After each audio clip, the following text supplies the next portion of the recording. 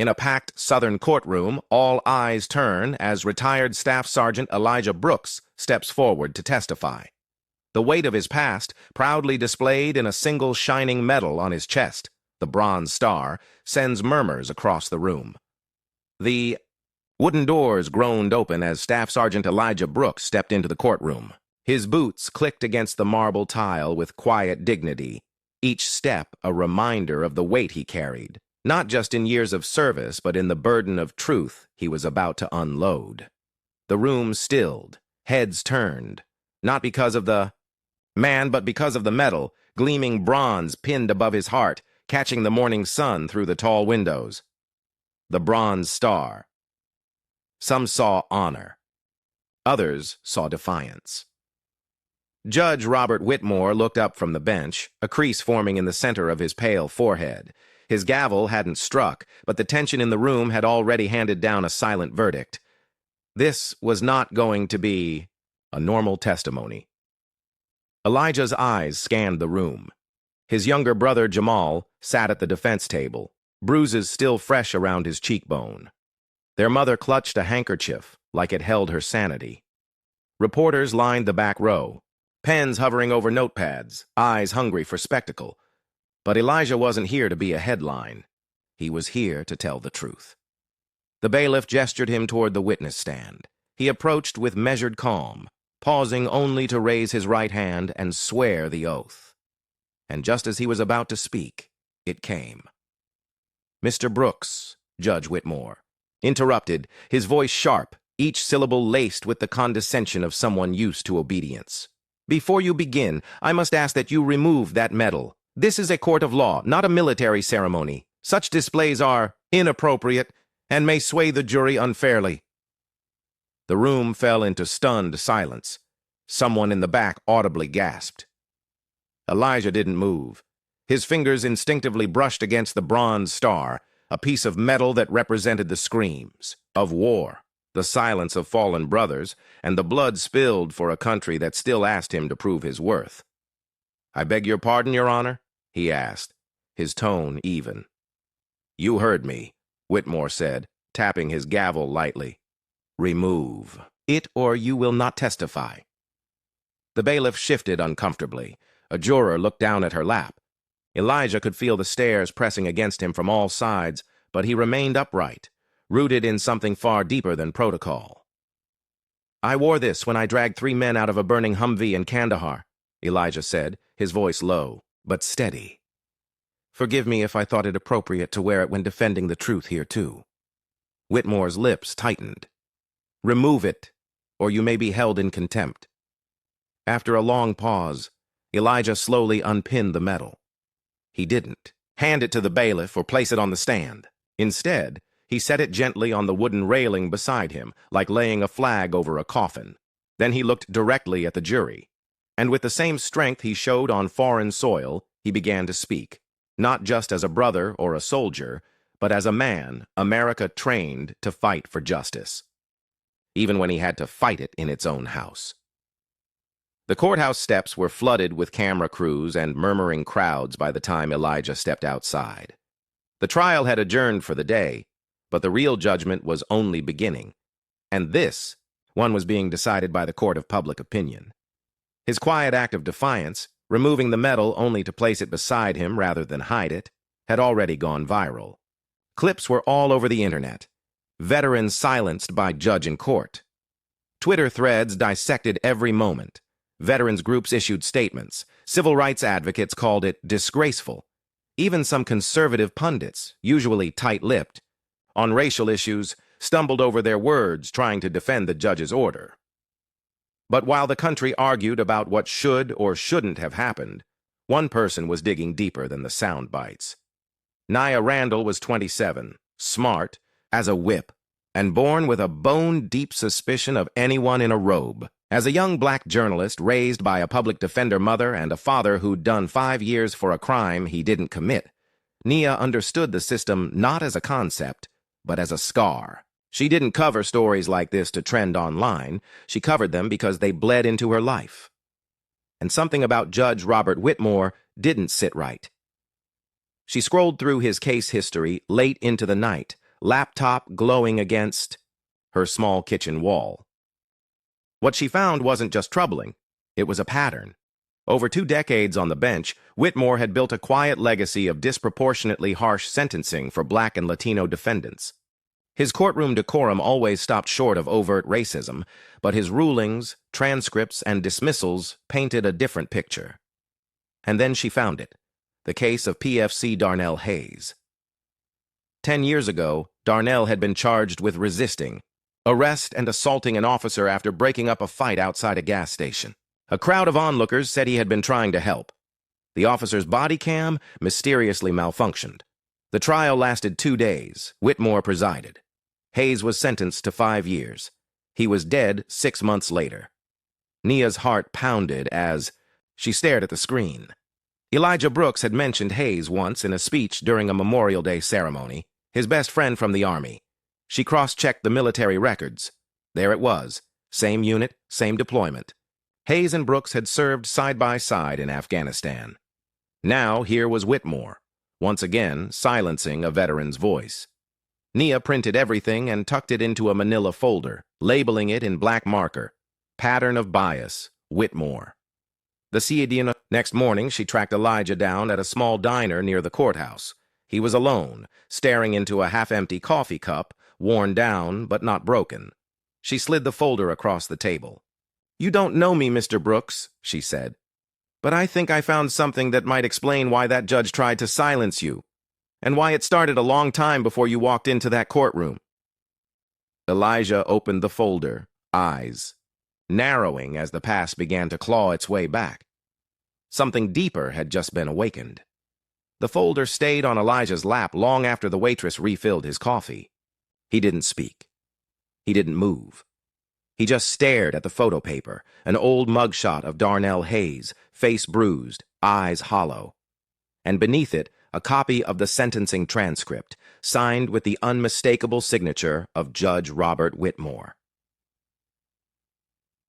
Nia said nothing. She didn't need to. Truth has its own weight, and Elijah was feeling every ounce of it now. "He never told me he'd been arrested," Elijah finally murmured. "He was ashamed, I guess. Said he had trouble back home, but I never asked." His hand trembled as he picked up the next page. "I thought we were fighting for a country that would see us as men, not threats." "You were?" Nia replied gently. "But Judge Whitmore never got the memo."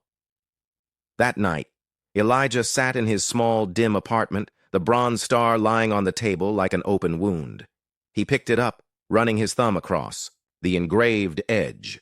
The memories it held came flooding back, some too painful, others like sacred ghosts. Kandahar, 2009.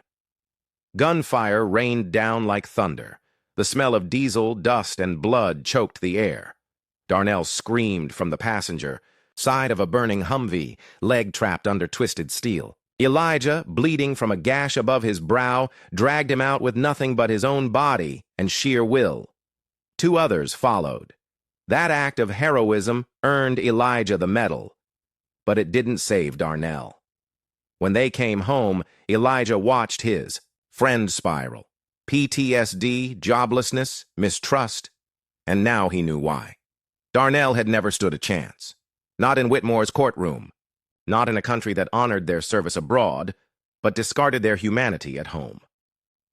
Elijah stood and opened his closet.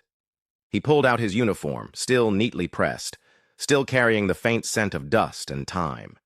He pinned the medal back on and looked in the mirror, not to admire it, but to remind himself. This meant something. Not to Whitmore, not to the system, but to Darnell, to every soldier who never came home, and to those who did, only to find a different war waiting. The next morning, Elijah returned to the courthouse, not for testimony, but to confront something far greater. He stood before a growing crowd of reporters, flanked by veterans and community leaders. Cameras flashed. His voice, low and steady, carried over the murmurs. This medal was earned on a battlefield far from here. But today, I wear it for a different kind of battle. A battle for truth, for dignity, and for those who can no longer speak for themselves. He reached into his coat and pulled out a padded envelope. "This belongs to the man who thought it was too dangerous to be seen in court." He held it up, then dropped it into the mail slot addressed to Judge Robert Whitmore. Inside, his bronze star and a handwritten note. "You tried to silence it. Now you'll carry it." For weeks, the courthouse didn't just echo with the usual murmurs of legal procedure. It rumbled with something deeper: reckoning. After Elijah's public statement and the mailing of his bronze star to Judge Whitmore, the video clip spread like a wildfire. News stations played it on repeat. Veterans from across the country, black, white, brown, spoke out in support. Civil rights organizations filed formal complaints, and the story no longer centered on a silenced witness. It became a question of who, exactly, was sitting behind the bench. Under pressure, the State Judicial Review Board opened an investigation into Judge Whitmore. At first, Whitmore refused to comment, but silence is its own kind of confession when the world is watching. Then came the leaks: emails, court transcripts, internal memos, carefully compiled and submitted by Nia and a team of legal volunteers who believed in justice more than procedure. What they found turned public outrage into a full-blown scandal. Over 2 decades, Whitmore had presided over thousands of cases. Black defendants made up just 28% of the district's population, yet over 63% of his harshest sentences had been handed to them. Appeals were often dismissed out of hand. Cases involving police brutality, especially those with minority victims, rarely resulted in officer convictions. And then there was a damning pattern of Whitmore's decorum rulings, multiple incidents where veterans of color were asked to remove military items in court, pins, ribbons, even uniforms, under the pretense of jury influence. Not a single white veteran had been asked to do the same. It was no longer a controversy, it was a disgrace. And so, for the first time in his career, Judge Whitmore was summoned, not to preside, but to testify. The disbarment hearing was held in a quiet federal courtroom, with no grandeur, no press allowed inside. But there was one poetic detail that rippled through those present. The lead ethics officer was a decorated black Navy officer turned judge. And beside her on the panel sat a retired Latino Marine, a female veteran of Iraq, and a law professor who lost a brother to wrongful incarceration. Whitmore stood before them, his face lined with exhaustion and something he could no longer disguise. Fear, he tried to explain, blamed procedure, claimed neutrality, but truth has a sound to it, and his rang hollow. Midway through the hearing, the former Navy judge paused, looked Whitmore in the eyes, and removed something from her briefcase. She placed it on the table. Her own bronze star. "This," she said calmly, "is not a prop. It is not a distraction. It is the reason I stand here today with the authority to hold you accountable, and it will not be removed." The hearing concluded with a unanimous decision. Judge Robert Whitmore was disbarred. Several of his past rulings were ordered for immediate review. He left the courthouse without speaking, but the gavel had already struck. This time, it echoed loud enough for justice to hear. The fall of Judge Robert Whitmore was not the end. It was the beginning of a ripple, one that moved through courtrooms, into classrooms, across barbershops and community centers. For some, it was just a headline, but for Elijah Brooks, it was a turning point. Not just for him, but for his brother Jamal, and for the memory of Darnell Hayes. In the weeks that followed Whitmore's disbarment, Elijah was offered the spotlight. Media outlets wanted interviews, law firms offered consulting deals, political groups pushed him to run for office, but Elijah declined them all. He hadn't stood on those courtroom steps for fame. He had stood there for a promise. Instead, he poured himself into something that felt true: the Darnell Project, a nonprofit legal aid organization created with Jamal, dedicated to helping veterans of color who faced discrimination in the justice system. It started small: a desk in the back of a church basement, a couple of donated laptops, and a rotating team of volunteers, many of them former clients. But the mission was clear: give voice to the silenced, and people listened. Every Tuesday, Elijah visited local high schools, meeting young boys who wore bravado like armor and young girls who'd already learned to speak with one eye on the exit. He didn't lecture them. He told them the truth, the kind of truth adults usually avoid, that medals can shine in the light, but it's the scars that often tell the real story. One afternoon, after speaking at Jefferson High, a quiet student with oversized glasses followed him out to the parking lot. The boy was maybe 13. Thin. Hesitant. "Mr. Brooks?" he asked, voice barely above a whisper. "Can I ask you something?" Elijah turned, his expression warm. "Of course." The boy pointed to the faded ribbon Elijah kept pinned inside his jacket now, just over his heart. "Were you scared? When they told you to take it off? That medal?" Elijah looked at the boy, really looked, and saw himself at that age. All questions, no armor. He knelt so they were eye to eye. His voice was steady, honest. "Yeah," he said. "I was scared, not because of the judge, but because I thought if I gave it up, they'd take everything it stood for, too. Darnell, my service, my story, all of it." The boy blinked. "But you took it off." "I did," Elijah said, placing a hand over his heart. "But not for them. I took it off to remind them and myself that honor doesn't live on a chest. It lives in what you stand for, even when you stand alone." The boy nodded slowly, then smiled. That evening, Elijah walked past his medal, still sealed in its padded envelope on the mantel. He never asked for it back. He didn't need it anymore. Because in a country still learning what justice truly means, one man's silence had become a roar, and that roar was still echoing in classrooms, courtrooms, and quiet hearts everywhere.